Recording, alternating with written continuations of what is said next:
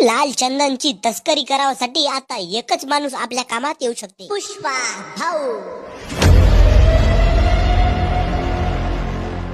गण्या भाऊ, हा चमन चमडी आपली मदत का म्हणून करल रे? याचा थुतूर पाहिला तर गांजा पिल्यासारखा दिसते. अबे राजा, तू चुपचाप राय बे.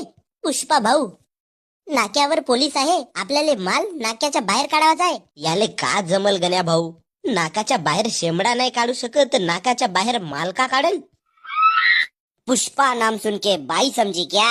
मानुस है मैं, पुष्पा, पुष्पाराज. मैं झुकेगा नाही साला. हे छपरीपणाचे धंदे सोड पुष्पा भाऊ.